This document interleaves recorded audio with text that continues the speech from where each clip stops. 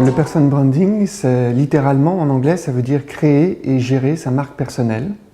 C'est de permettre à l'individu de réfléchir sur son identité professionnelle et d'être capable de communiquer quand on lui pose la question de se présenter, d'être capable de communiquer sur ses aptitudes métiers, ses expertises, ses compétences, ses valeurs, ses qualités humaines, ses réussites, bref, ce qu'on pourrait appeler ses talents. Le person branding, c'est une démarche en 3 parties. La première partie, c'est une démarche de connaissance de soi, c'est mieux se connaître, c'est un peu une introspection où on va essayer de découvrir nos valeurs, nos passions. Et à partir de la définition de notre identité professionnelle, on va être ensuite capable de partir dans une deuxième partie, la deuxième partie du person branding, qui consiste à mieux se faire connaître. Donc mieux se connaître et ensuite mieux se faire connaître.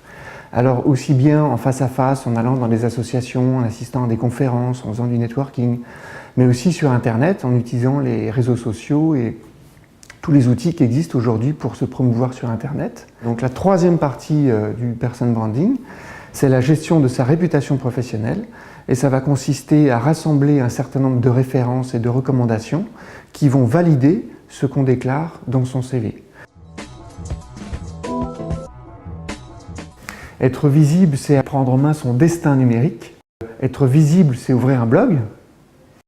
Être visible, c'est acheter un nom de domaine avec son prénom et son nom, et à ouvrir des profils sur LinkedIn, sur Viadeo, avoir un CV en ligne éventuellement si on est en recherche d'emploi, maîtriser le message qu'on veut envoyer sur son identité. Il y a un problème, un gros problème, c'est que alors c'est plutôt la dimension de l'interpénétration entre ma vie privée, personnelle et ma vie professionnelle. Du fait des outils Web 2.0 qui sont des outils un peu mixtes, on voit bien Facebook est un outil au départ pour sa vie personnelle, pour des étudiants, et maintenant Facebook essaye de pousser dans la dimension professionnelle pour gagner des parts de marché et puis se présenter un peu comme le 2 en 1. Et donc il y a d'autres outils comme ça où la frontière est volontairement floue pour des raisons je dirais, commerciales des outils qui sont proposés. Alors c'est très important, c'est un peu comme dire je suis passif ou je suis actif. Et en gros, être présent, c'est taper votre prénom et votre nom dans Google, dans un moteur de recherche, et voir un certain nombre d'éléments qui apparaissent sur vous dont vous n'avez même pas conscience vous-même.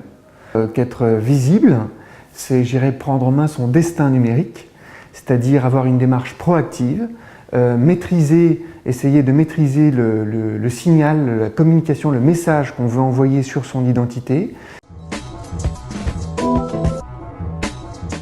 Et bien être capable de pouvoir définir son identité, ses valeurs, ses passions, sa singularité, sa valeur ajoutée, être capable de le communiquer d'une manière professionnelle, être capable d'arriver finalement à ce qu'on ne soit pas dans une démarche où on veut faire, où on va vers les autres, mais faire en sorte qu'on a tellement bien réussi notre person branding que c'est les gens qui viennent à nous parce qu'ils ont entendu parler par notre réseau qu'on était quelqu'un d'extraordinaire sur ce sujet-là.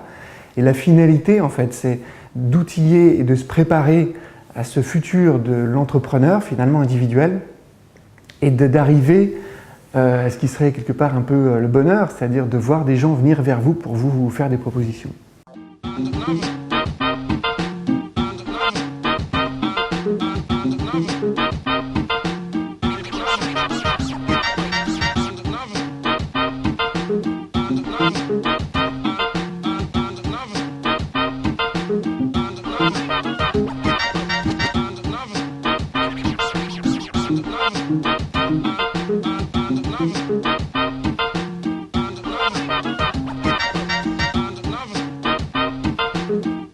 Thank you.